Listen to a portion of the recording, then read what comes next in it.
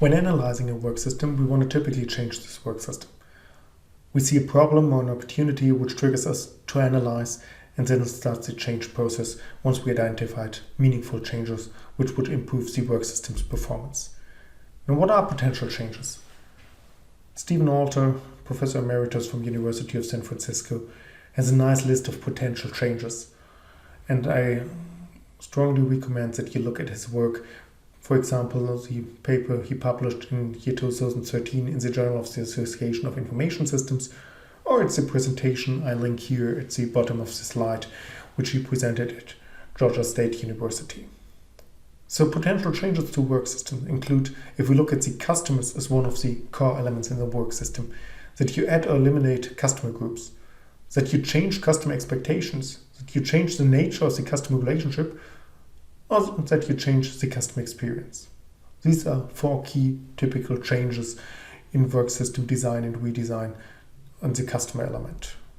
Considering products and services, and you see from the small font size and the amount of bullet points that these are very many changes which are going to appear on the slide, so I won't go through all of them. But regarding products and services, you can change the information content of the products or services. You can change the physical content, the service content. You can increase or decrease customization to individual customers and the like. Considering major activities and processes, you can change roles and the division of labor. You can improve business processes by adding, combining, or eliminating steps, changing the sequence of steps, or changing methods used within the steps and the like. Considering participants, you can change the participants, you can provide some training, you can provide resources the participants need for doing the work. You can change the incentives and the like. Considering information, you can provide different information or codified knowledge. You can use different rules for coding information. You can codify currently or uncodified information. You can eliminate some information. And finally, looking at the technologies, you can upgrade software and or hardware to a new version. You incorporate a new type of technology with all these new digital technologies coming up and the like. Now, what can you use this list of potential changes for? Well, as inspiration, as structured element for your creative process of considering change. Considering work systems, you typically start with a problem or an opportunity which you sense. Then you model the work system. You build the as-is work system and capture it in a snapshot. And then you can go through the snapshot, take this list of potential changes, and for each change see whether it might be meaningful, and that helps you identifying potential changes. And then obviously you need to see whether these capture the opportunities and eliminate the problems which you saw at the beginning of the process. Further on all the great material Stephen Alter provides on the work system approach, here's a list of key questions to use in the work system methods, structured by the 3 elements which I introduced already in another video: the systems and opportunities, the analysis and possibilities, and the recommend and justify step. Now, in the identification of system and opportunities, the key question are, what work system are we talking about in the first place? From a business viewpoint, what are the opportunities and problems in that work system? And more detailed, the questions are, what are the problems or opportunities? What work system has these problems or opportunities? And remember, you should model a work system as small as possible around these problems and opportunities. Then which factors contribute to these problems and opportunities and the like? And again, seeing the sheer number of different questions, I won't go through it in detail. I won't mention all of them. What you should do with this list is that in analyzing work systems, in designing to-be work systems, you should apply all these questions. You should have answers to all these questions. And that's the best way to approach all this, is to take a practical example, to take a work system, to go through it, to model it, and to answer each of these questions for really getting an understanding of how rich the discussion is once you enter into these questions and answering them. Finally, when designing a to-be work system, you should consider this normative set of guidelines. For an as-is work system, they might be violated, and this violation might be a problem, and this might trigger the redesign of the work system.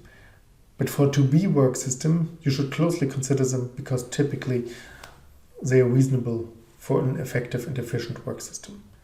So what are these? Let's start on the upper left. Customers, products and services. Well, there, Stephen Alter recommends to please the customers. Sounds pretty general, yes. And on that level of generality, it's hard to say that this might be wrong. Obviously, when considering your specific work system, you need to go a lot deeper. But in the work system snapshot, you have a list of your customers. Consider each of these customers' perspectives and see what products and services you produce, the quality, the efficiency and so on you have, whether that pleases the customer or not. And you should balance priorities of different customer groups. Typically, you don't have only a single customer group, and even if it's a single group, then there might be different customer segments in that group, which have different preferences, different options, different problems, and the like. And you should consider this heterogeneity of different customers. Looking at the processes and activities, you should see that processes are flexible to account for product variability.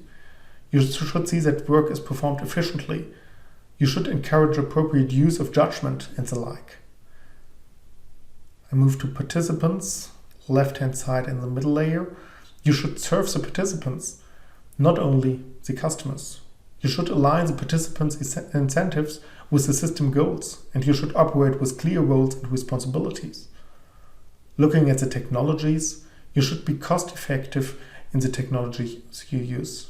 You should minimize the effort consumed by technology, because putting effort in technology is not the purpose of the work system.